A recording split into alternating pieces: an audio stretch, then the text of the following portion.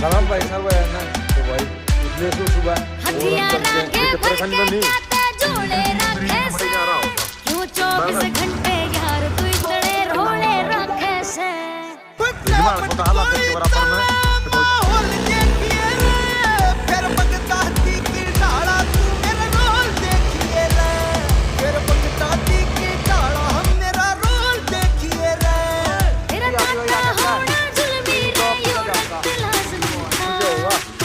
बदमाश बना की